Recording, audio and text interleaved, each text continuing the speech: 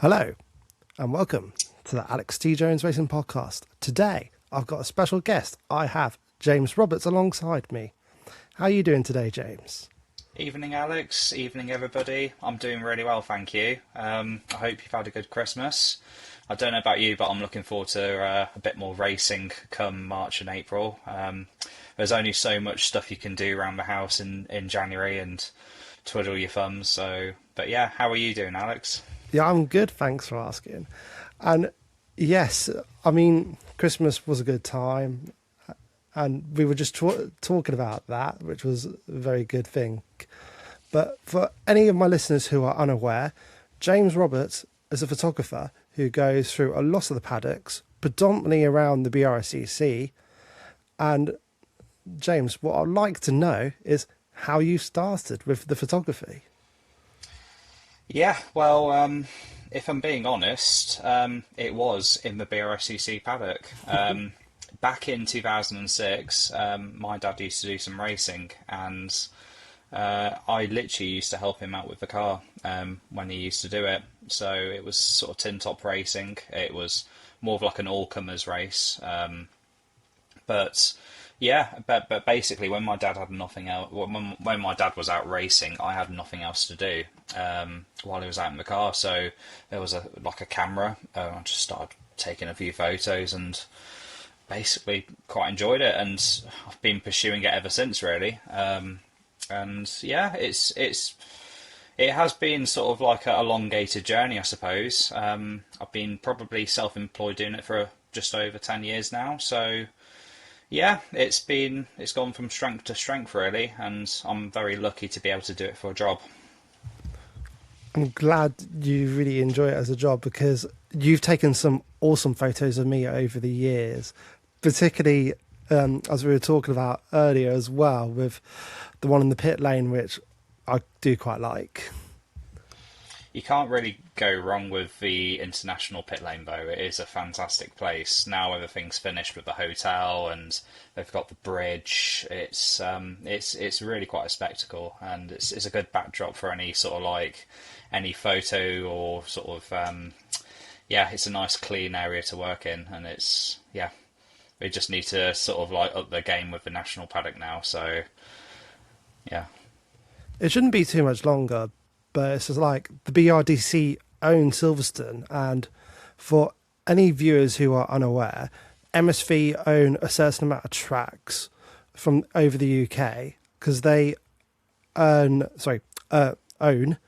They got Donington, Brands, Snet, Alton in their ranks, and they've also got Navarra in Spain. And I'm guessing with the amount of facilities you go around, James, you must see a difference in facilities from every amount of tracks you go to throughout the UK and across Europe. Yes, I think MSV sets a good benchmark for what a race circuit should be presented as. They set they quite obviously look after the places. There's been lots of the motorsport venues over Christmas which have been doing maintenance. Donington Hall is almost finished. That's going to be opening up hopefully later this year, and that's going to be a 49 bedroom hotel conference centre. It's really quite brilliant. Yeah, so you do have a wide range of venues. You've got more grassroots venues, across the country as well, which, they obviously don't have near the same amount of investment as places like Silverstone or MSV circuits, but they still offer really great club racing as a circuit. Mallory Park being a great example. Great place. Yeah, I love Mallory Park. It's just a very scenic, good, lovely looking circuit, to be honest. And yeah, and the team there work extremely hard. Because it gives you more of a family feel, Mallory, doesn't it, compared to most of the other tracks? It feels a bit more close knit. I don't know if that's just because the team is slightly smaller and it's just a bit more of a, I guess a bit more of a smaller footprint, I suppose. It offers great viewing as well. There's lots of great vantage points to watch the racing from Mallory. Yeah, I'm going there tomorrow actually, for a No job. way. So yeah, yeah. Is it a Being general test day? So I'm going there to photograph the BRSCC's Fiesta Junior Scholarship winner, take his ARDS test. So Daniel Taki is taking his ARDS test with the motorsport school who's based there, and yeah, we're just sort of like documenting his progress, going from obviously the competition side at Blighton, progressing over 2 days. So it's going to be exciting times to see what he's capable of. I don't know much about him other that he won a few karting championships, and it does potentially look like he could potentially be up there for this year. But because I don't know if you saw my last one, I had Maggie Webster on my last podcast, and Okay, yeah. she was one who started in the Fiesta Juniors, and quite a few have started in the same series, and I think for a lot of youngsters who are around, because they start at 14, right? And I think they've got it to 17 or 18. But Yeah. I think it's a very good championship for the youngsters to start in. It's a great stepping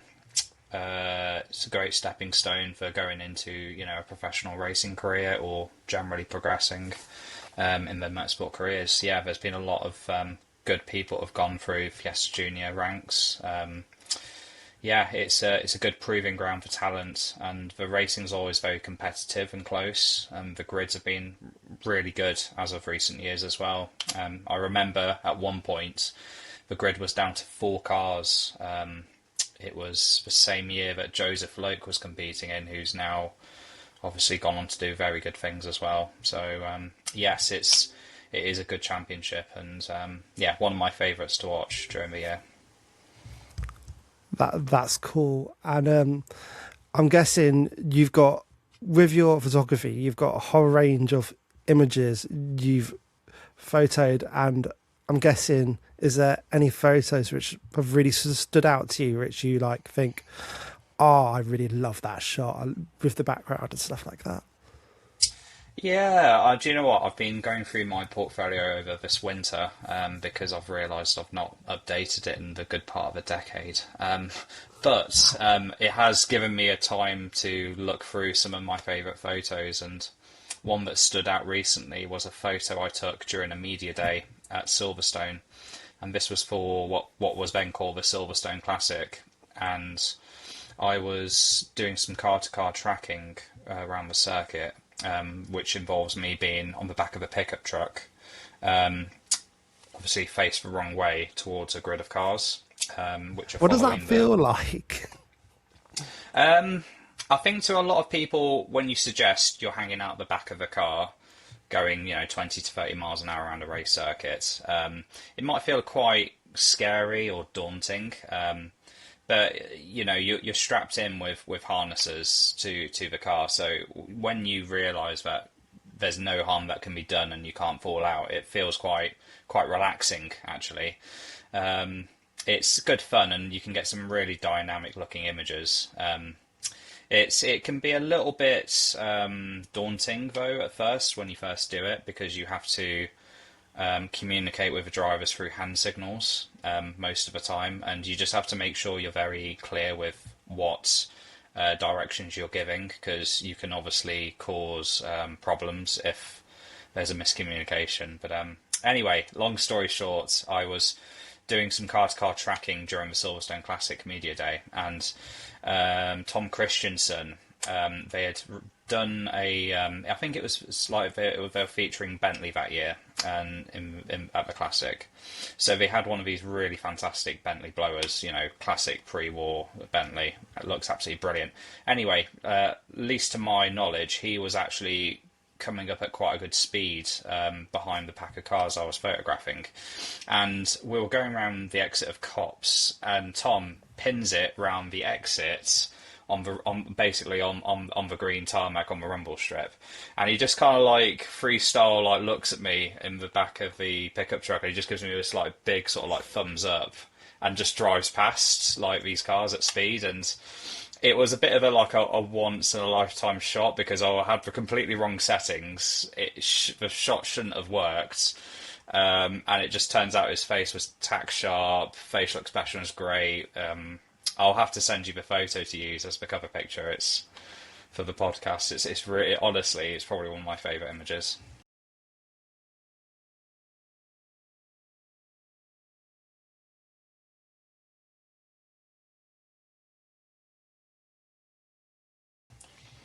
I'd definitely be up for seeing that because Tom Christensen, even though he didn't make it to Formula One, he was a really good driver. And I think he still does some odd bits here and there, particularly as you mentioned with the classic.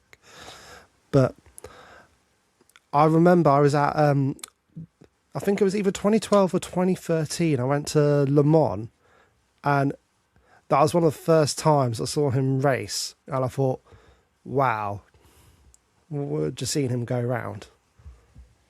Yeah, he's proved himself to be quite the driver in the Audis over the years. Yeah, he's an exceptional driver. He's leaning more into a presenting role as the years have gone by. So, but yeah, absolute legend in motorsport, and he knows his way around Circuit de la Sarre, that's for sure. He definitely does. Because I think they call him still Mr. Le Mans. Yeah, I think that's still true. Yeah, definitely. Yeah. Would you say you've grown attached to many racing drivers over the years, over giving a strong photograph, sorry, would you say? That's okay. I think you do naturally develop quite good friendships with a lot of drivers because you do spend a lot of time with these people. I probably see them more than my partner sometimes as well, especially driving instructors who, you know, have obviously got a career in motorsport, but they also work instructing on events and stuff. So often enough, I will see the same drivers.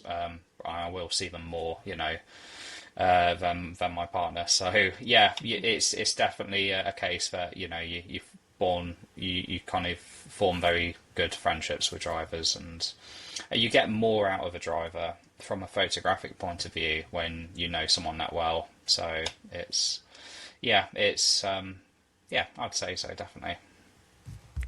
Yeah, because I was thinking we've probably known each other since I think it was either 21 or 20, I think. That Because sounds about right. so it's still a good few years, and it's just because I don't think you did much in the 750 paddock before 20, did you? I think you've predominantly been with BRCC. I have photographed a couple of 750 meetings for the mags. Incidentally, I have actually raced in 750 Motor Club, which was where I first, where I first started racing. I would like to get back into some racing, but you can't always work and play at the same time. But yeah, I have nothing against 750 at all. It's yeah, they offer some fantastic categories to race in, and it's a good paddock. But yeah, I mean we are quite spoiled as a nation to have so many good clubs where you have the choices to race. When you think about MSVR, you know, HSCC, BRSCC, there's loads of places where you can race. Definitely. But what would you say your favourite track is to go photograph at? Okay, what we're talking? UK, Europe. Any? This is a very difficult question, Alex. I'm going to say for UK, my favourite place to photograph. It's got to be Silverstone, hasn't it? A sunny Yeah. day at Silverstone, it just doesn't get better. You stood at Luffield. You know, you've got the BRDC clubhouse in the background. You've got these nice Toy Story fluffy clouds in the background. You know, it's just you could just literally spend all day there. It's brilliant. So for UK stuff, Silverstone, obviously. For Europe, that's tricky. I think some obvious choices would potentially be Spa. That's always been high on my list. I haven't been to this circuit as much as I'd like to, but I really like Portimao. A fantastic place. I still need to go. Yeah, I saw the one of the C1 races was out there at the end of last year, and unfortunately I had a conflicting job, but I would have liked to have an excuse to go out to photograph some C1s out there, some endurance racing. So There yeah, was quite a few drivers who actually raced in that, from like Jenson O'Neill going and a couple of yeah, other club level racers as well. yeah. I think one team BPC. I think they took at least one car out, I believe. But yeah, quite a few familiar faces do go out and race in Europe in the C1s. And incidentally, it is good to see that they've announced today that the BRSEC are opening up the C1 24 hours to European spec C1. So hopefully we get to see some of the European teams come over to Silverstone for April. Yeah. Yeah, it'd be awesome, because I did briefly see today as well, on the BOCC, that they posted about the 24-hour. I think that was in the C1 today they posted.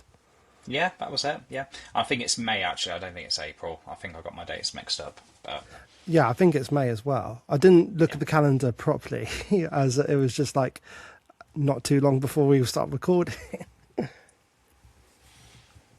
I still need to get my head around most of that calendar, to be honest. I think there's a few to be filled gaps in it, but yeah, busy year coming up, and a couple of new entries as well, with catering graduates coming over from Bark, and there are two CVs as well, which are coming over, which I'm stoked. Gotta love a two CV. You've got a bit of history of the two CVs, haven't you? Um, I'm not sure, to be honest. Do you want to elaborate? Because I thought you did a lot of photography around the two CVs a few years ago, unless I misheard that. But Maybe. I don't recall photographing the two CVs previous years, but no, I've always seen them about, and it honestly looks like awesome racing. Seeing them race into the night at Snetterton, it's looking forward to seeing them in action this year. I just think it's crazy, because with the fact that you've got the 24-hour race in Belgium as well for the CVs. And you just think, how the hell can that go up through Radion? And it's just mental. Yes, I think if you're going to have a 24-hour race, Spa is probably the place to do it, isn't it? But yeah, you'd think they'd be struggling going up the Camel Straight with a whole pack and gaggle of them, and they're obviously, underpowered for what they are. But yeah, there are quite a few different other categories that race at Spa as well for 24-hour racing. I think Fun Cup go there as well. They've seen enormous grids of maybe 80 to 90 cars. It's quite a sight to see. I do remember recalling one video on Instagram where someone has recorded. It's a clip of a live stream of them coming towards you at the Camel Straight, and you just see the cars going into Les Combs, but the train of cars doesn't finish for like a good 7 or 8 seconds. It's quite fantastic. Yeah.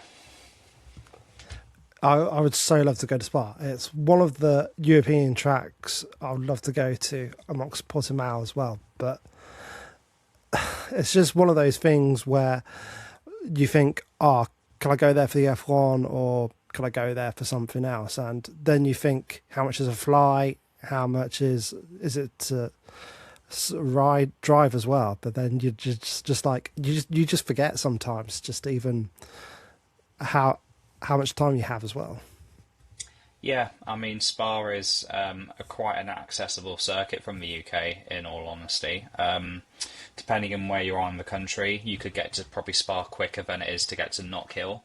So I think people forget that with how efficient the Channel Tunnel is when it's working. But I think it is sort of like three and a bit hours the other side of the tunnel, if Brussels is behaving itself.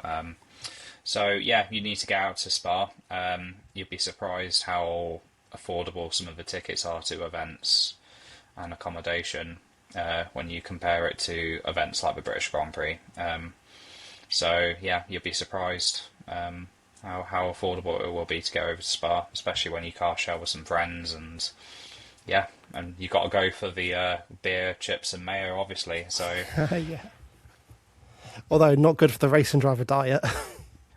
I would argue not. I'd say chips and mayo worked for me.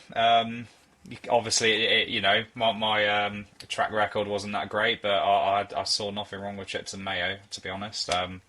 Yeah, absolutely mega food. So some great pizza places as well, especially in Spa Town. I honestly need to go. Yeah. Do it. Have to. Would you say in Europe as well, out of the tracks you've been to, would you say you've had some very good experiences of photography / even viewing as well? I think ultimately, I think a lot of European circuits, I think the accessibility and viewing areas are good. Yeah, there are obviously some great vantage points to watch racing at Spa. The Nürburgring is very good as well. Yeah, I mean, Le Mans obviously is a great spectacle to go and watch. They do offer something different. A lot of circuits in Europe, you are a lot further away from the action.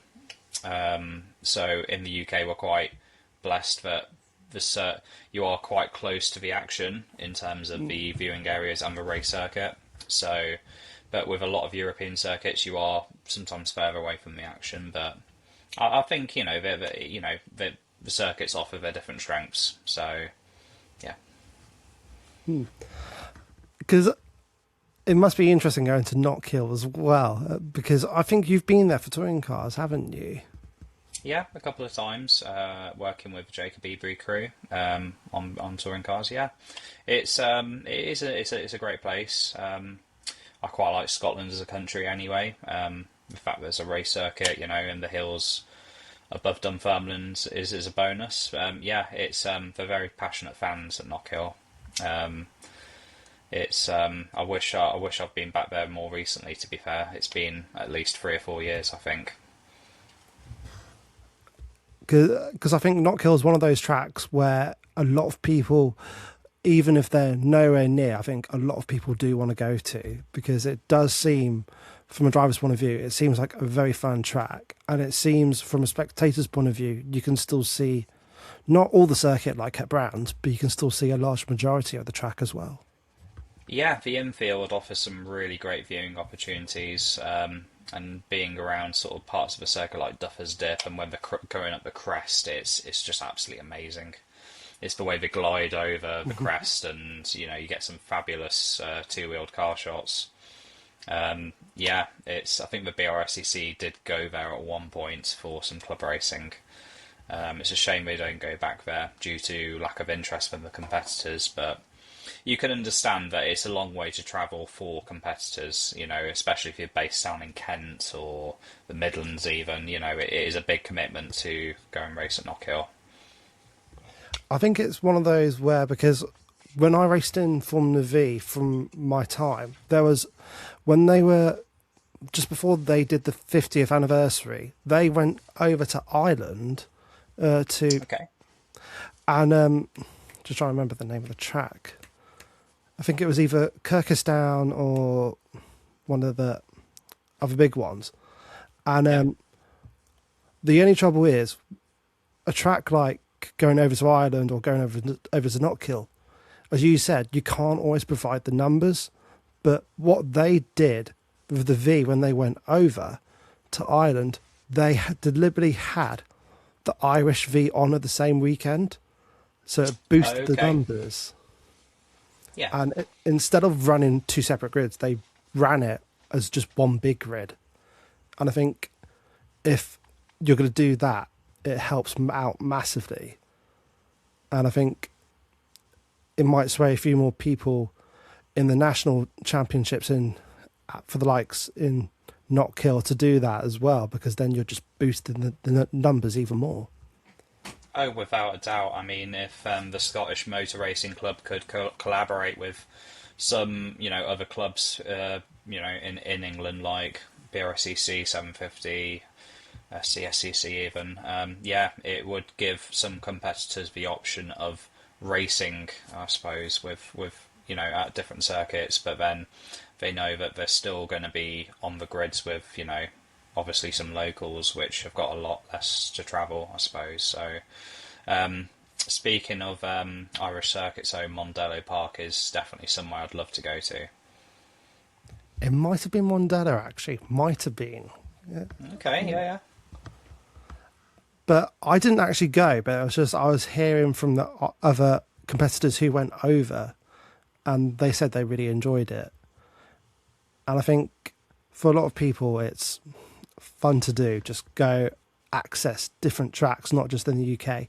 Even though, as we both said, we're blessed with the amount of tracks we have, but to experience some different tracks, even at club level racing, is a really good thing to do. Yeah, you do have to feel sorry for some of our colleagues in America and competitors, that have to travel 12, 18, 24 hours of travel between, different race circuit venues. And you think in the UK, we've got maybe like 8, 9, 10 venues within like a 3 hour radius, I guess, of driving. So, yeah, we are very lucky and blessed to have such a healthy network of motorsport venues and events, and yeah, 100%, Alex. I've heard, I don't know if a lot of people do it in America, but I've heard people do this in Australia, that they actually take their car like a week before the actual event and make it like a week long thing rather than being there for the entirety of the weekend. I think that would make sense though, wouldn't it? Because especially if you're a club racer where you are working on often enough a shoestring budget, yeah, you might as well take the family along and spend an extra couple of days out there, especially if you're towing a van and the trailer. And yeah, it makes a lot of sense. I keep meaning to stay in Anglesey for a couple of days after an event because I'm yet to explore the Isle of Anglesey, and I've had so many people which have stayed there on holidays and said to me, "You got to stay, you got to enjoy the countryside there." So yeah.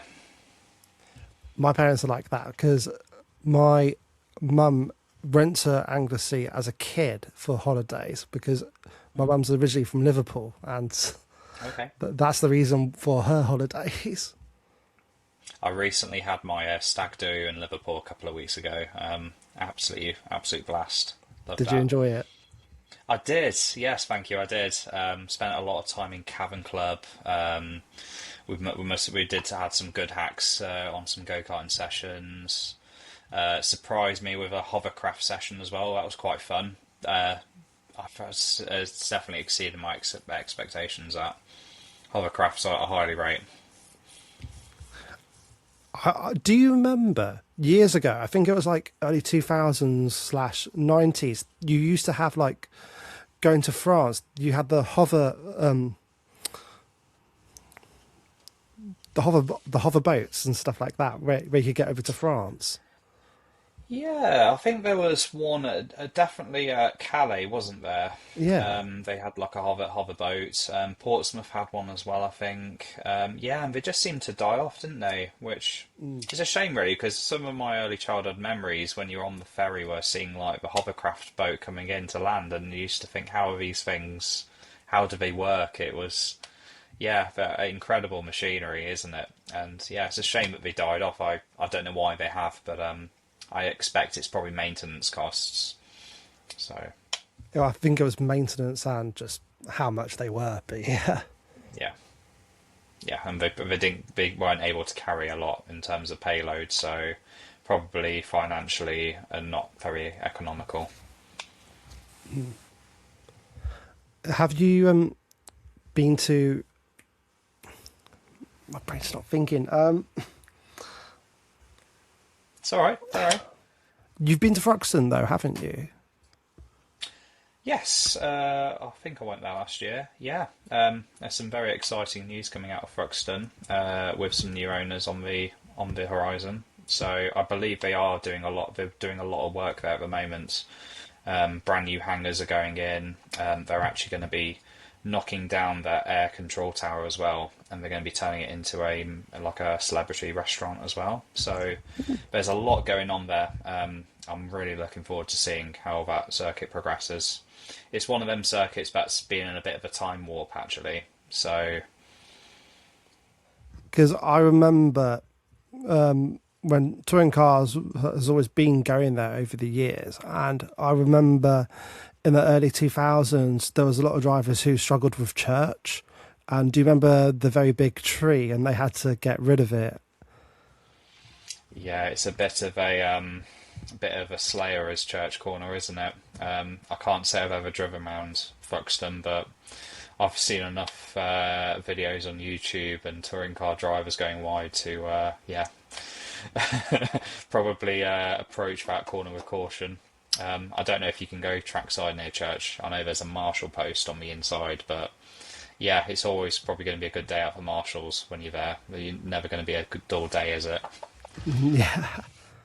But interestingly enough, that's one track I've not been to in England, which I Oh need to wow, go to. okay. But Yeah. Sorry, you go. I was just going to say, I remember the days of Rockingham, though. I loved Rockingham when it was available. Yeah, Rockingham was quite something, wasn't it? It was one of my favourite circuits because it was half an hour from my house as well. So yeah, Rockingham was great. I actually had my first ever race at Rockingham, which was quite something to behold when you're going How'd you having a get on? rolling start. Car was fine. Yeah, didn't DNF. I think I can't say I was anywhere near the front, but I was kind of holding a position as such. But yeah, it was a positive first experience of racing. That was 750s road sports. That was so that was really good. So rolling start, going around, turn one with the banking. That honestly, I shit myself. What a place to first ever race, and you're going around the banking at turn one at Rockingham. Jeez, it was. I What car remember were it you very in? well. It was a Rover 220 turbo, bright orange. Yeah, it was good fun actually. It had enough poke to it. About 230 brake horsepower. It was on Dunlop de Rezzers. It wasn't a slouchy car. It had a bit of kick to it. So yeah, good fun. Have you still got that, or know someone who's still got it? Yes, so that car was what my dad used to race back in 2006. So when I got my license in 2018, one of our tick box goals was to race together, and Road Sports and Club Enduro offered that. So me and my dad could share, half of the track time, and yeah, that was like a nice thing to do for a year, just to sort of like tick it off, I guess. So yeah, that was really good. To be fair, we we didn't really have a very good season because the car was plagued with mechanical issues. It was just nice that my first race was okay. I managed to get a taste for it, and the rest of the season wasn't very good. Yeah, we did end up going to Spa for an international race as well. I was having to get a lot of signatures off my license to be able to do a race in Europe with 750. And yeah, unfortunately, when my dad was qualifying at Spa, one of the locals who was a lot quicker took him out going into the bus stop, so we couldn't repair the damage, and it was game over really. So a bit bittersweet really. We were building up to racing in Europe, and then yeah, for it to all be taken away from us in one qualifying session. Shame, real shame. That's a shame. And were you able to fix the damage from after the weekend? Yeah, it was fixable, but there was just too much radiator damage, body work.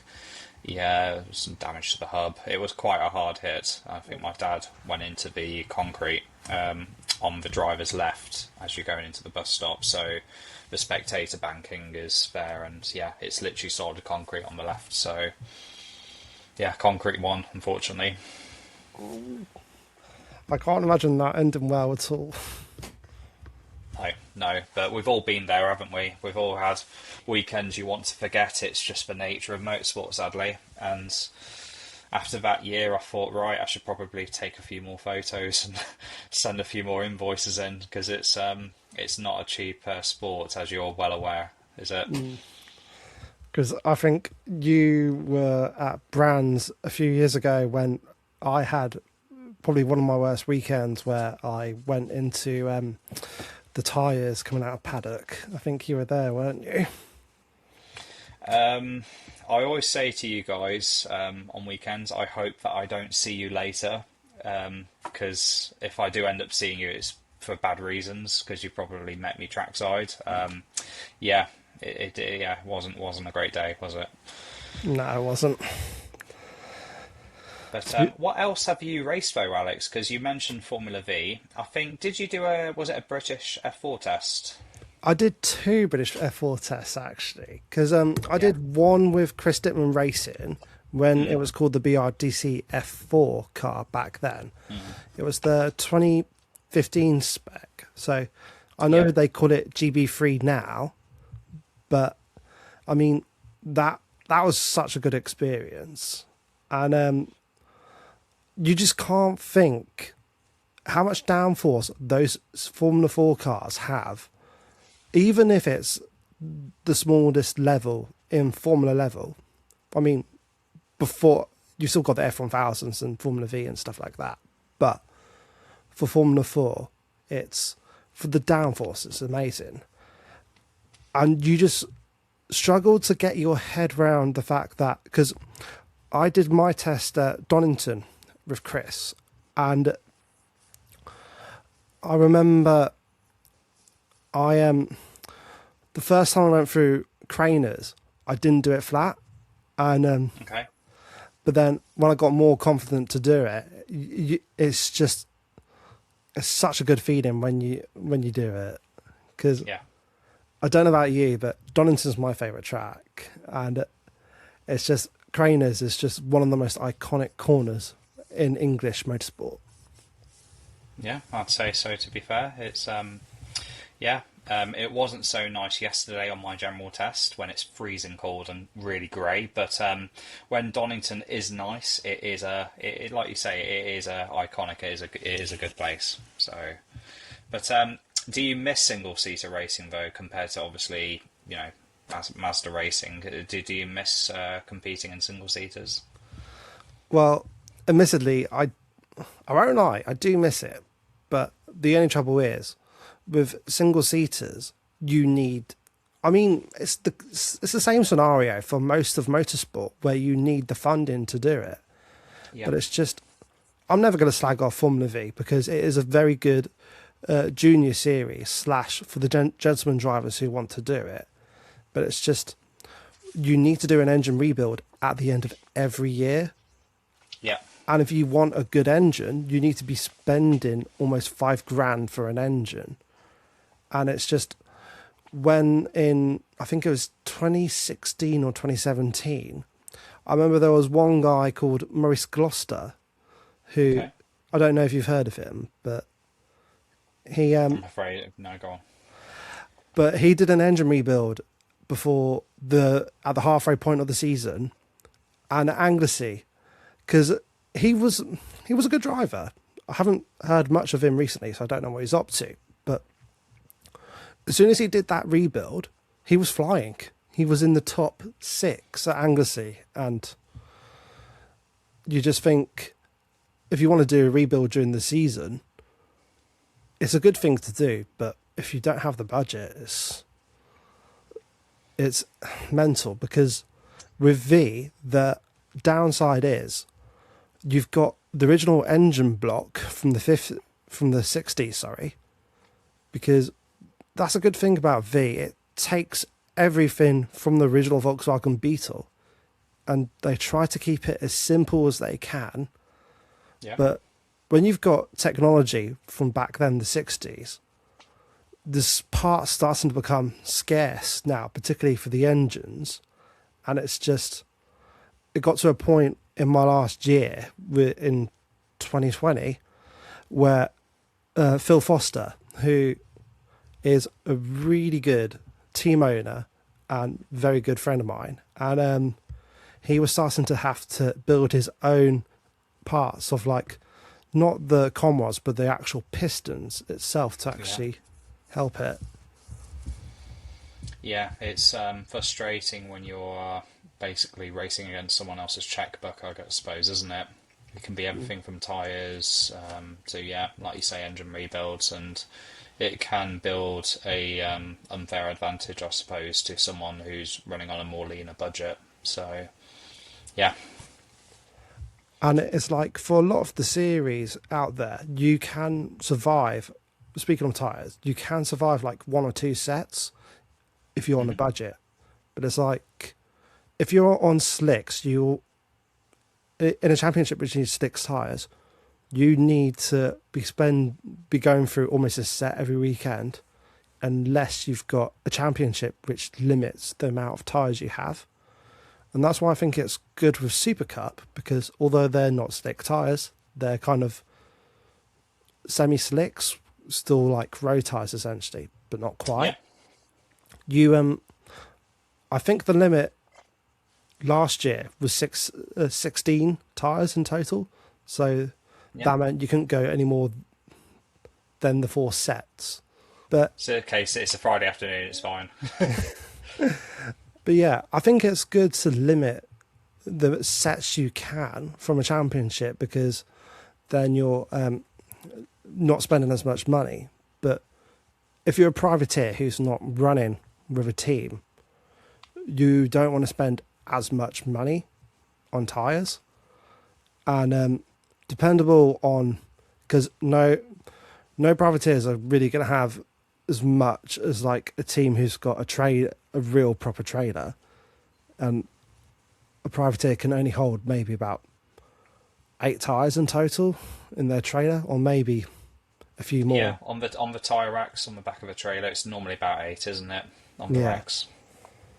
So from a privateer's point of view, it's just like, because I don't know what the deal is for this year, because I think you've heard that we're going over to the Kangs for this year. I don't think I've heard about this. No, tell me. Because we got Nankang tyres. We got an email a few weeks ago to say that we're changing tyres, because unfortunately they lost the mould, because they had a fire at the factory for Mr. Tyre. Oh, right. Oh, wow. That's no, I can't say I've heard this story yet. So yeah, so switching to Nankang tyres, and what's your opinion of this, Alex? Is this are you for this, I suppose, or? It's just, I've not tested on them yet, and okay, it's just, it depends on what, because I've not got a testing thing planned yet, but if I can get testing done, it'd probably be, you don't quote me on this because I need to still chat with Josh, it'd probably be middle of March, possibly. Yeah. Because budget's not realistically there just yet, so. Yeah, the test days and track day, well, the test days especially have been on the leaner side. So I think a majority of testing from people will be done in February and March. So, you're not the only one who's struggling. I've spoken to many other drivers who are going to be testing on a whim, I suppose, just before the season starts. So there are good value track days out there to test on. Alton Park yesterday was £119 open pit. That's good. I think there was a Donington as well for 90 earlier this month as well. So there are options out there. Because I think before MSV owned Donington were very good priced when they did the testing, and I remember the days of them just not even having the groups, and you could just go out as much as you wanted, and it was quite good. Yeah. Yeah, I mean, the semi-exclusive test days are on the dearer side, aren't they? I think this week Donington was £800 for a set for what was it, four sessions a day. So yeah, yes, testing can really rack up depending on what type of day you want to do. Because it's like with a lot of the tracks, I mean, MSV, I'm not slanting them or anything, but when you look at the tracks which aren't owned by MSV, they are far better pricing wise, including Croft example as well. Yeah, no, Croft offers some good rates as well, which is often why we go with the BRSCC. We go to do a lot of our media launches at Croft. Yeah, it's same with Blyton as well. You could exclusively hire Blyton for £1,200. So if you wanted to become a TDO, you could easily, you could recuperate some funds and money. So there are budget-friendly options out there. That is so good. I didn't even realise you could hire the entire track for Blighton. Yeah, yeah, we did a taster day last week. So myself, a coordinator, Andy Payne, and Sean Woods, who runs SW Motorsports. It was £1,200 for the day, and it was a good opportunity for us getting some cars together, like the Citroen DS3, so people can actually get bums and seats and they can actually see what it's about. And yeah, the only way to do it is to just get on track. So I'm not being funny, but £1,200 is not a lot of money for organisations to spend, for good track time. So yeah. I actually did have a go in the DS3 last week, and it was very good fun. Yeah, fantastic. For someone who's not actually been in the driver's seat for a little while, yeah, I found it quite a rewarding car to drive, and I could feel myself being able to progress quite well in it. It obviously dried up a bit when I went in, but was quite lethal first thing in the morning when it was greasy. Did you slide a bit? I didn't personally know, but a few other people did. I think we had to have a little look at damper settings, but I went out in a TT as well that day as well. Fun. That was good fun. That one was 370 brake horsepower, so on road tyres. So was it a normal spec TT or was it the championship one? It wasn't TT Cup spec, no. This was run by TT Centre. So them guys very kindly said, have a go. And yeah, that was a good crack. It had like some of the SW parts on it, but it wasn't the championship TT Cup spec. Because SW Motorsports, they do a lot of roll cages, and I remember at Driven by Racing, was it in 23 or 24? I had to go of the Audi TT, and I just thought you enjoyed that. I enjoyed that, and it's just you just think if the championship and if everything's under control price wise, you think it could be achievable. In all honesty, yeah. Oh, definitely. And actually, Driven by Racing is coming back this year, which is great news as well. So that'll be in November. Don't know the exact dates, but yeah, again, a great opportunity for people to try out different cars. You normally get about 50. Was it a 15-minute session slot you got, Alex, or was it 20 Yeah, it was 15. Yeah, 15. But gives you enough time to have an outlap. Red flag goes out, you come back into the pit lane, then you probably do about 2 laps. It's potluck with how much of a clean run you get, but yeah, obviously have to be very mindful that there are people testing cars which sometimes have never driven race cars, so, and it's normally in November when it's cold, so it's always a bit of a lottery, isn't it? But the good thing as well, even though if you have some time at Driven by Racing, because they train the marshals there as well, and that was a really I eye experience to see what actually happens behind the scenes. Yeah, they do. They obviously the BRFCC have put in some really good efforts for having a lot of different elements to driven by racing. So it's not just the martial training. There are medical activities as well, where you can see an extraction happen. You can learn to become a timekeeper as well. TSL on site. And they obviously give you like a taste today for what it's like being a timekeeper, and they've had people become timekeepers through driven by racing. Same with marshals as well. People have come along to driven by racing and then become devoted marshals from it. So yeah, they are trying to encapsulate all elements of a motorsport event and show, obviously illustrate a portfolio of offerings for all ways in which you can get involved in motorsport.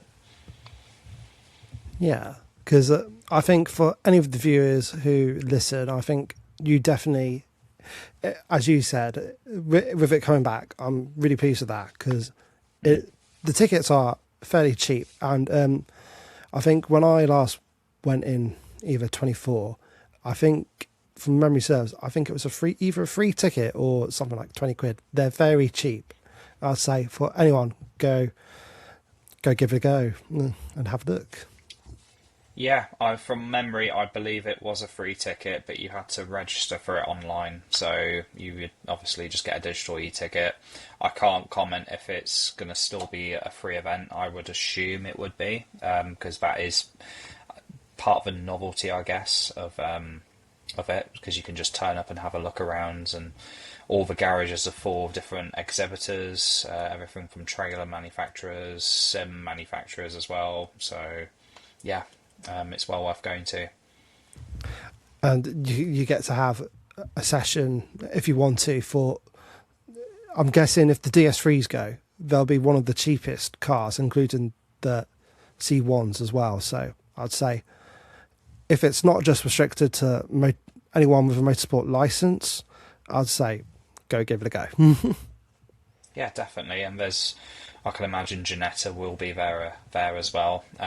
And they obviously offer some more premium championships which you can compete in, like the GTPs, GTAs. So yeah, there is truly something for everybody. I'd love to have a go in a Ginetta, but I'd dread to know how much it really is. Me too. I'd absolutely love to. Yeah. I think all their pricing is on their websites, but yeah, Ginetta Racing is probably marginally need a bigger checkbook, but the cars themselves are really good. Definitely. Would you also, going away from driven by racing, would you say there's somewhere you want to be in the future, no matter driving wise or doing photography somewhere else you haven't been to? So just repeat the question, Alex. So are you asking if there's somewhere else I'd like to go to as a motorsport venue, or another championship, or another avenue of photography? Is that what you were kind of asking, or? Kind of. I was just wondering if there was somewhere you wanted to go where you haven't been to yet, either as a photographer or potentially just driving. Okay. I think I'd like to work in America, to be honest. At one point, that'd be really nice. Laguna Seca is one circuit I'd absolutely love to go to. I have been lucky to go to Japan to cover WEC at Fuji. That was quite something. Fantastic place, absolutely fantastic. In terms of photography-wise and stuff, who knows what the future is going to open up, but I am lucky that I work with a wide range of different clients. I don't just work in motorsport. I do a lot of different automotive events and manufacturer work.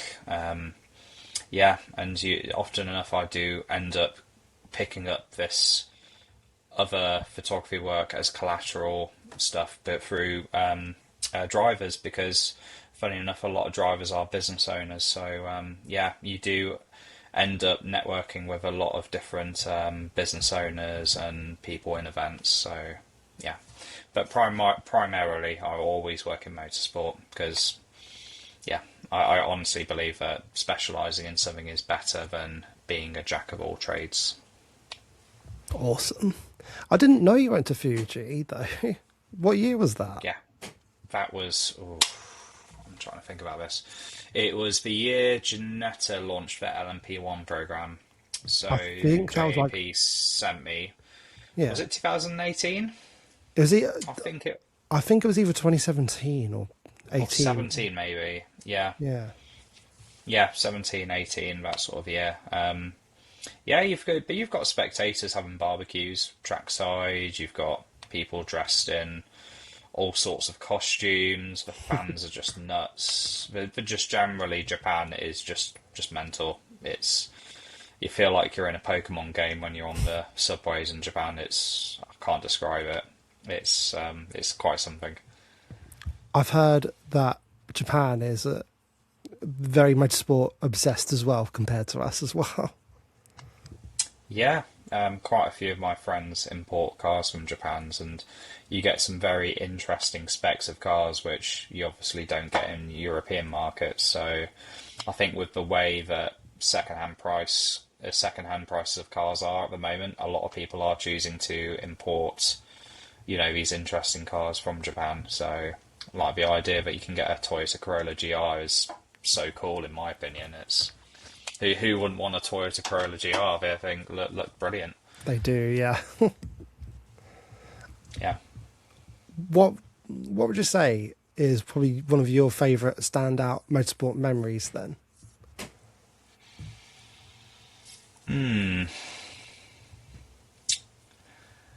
There is probably one that sticks out. My first ever Le Mans 24 hours that I worked was the year that it was COVID and we ran it behind closed doors. So working Le Mans 24 hours with no spectators was just weird. Honestly, strange. I've probably spectated Le Mans 6, 7, or 8 times.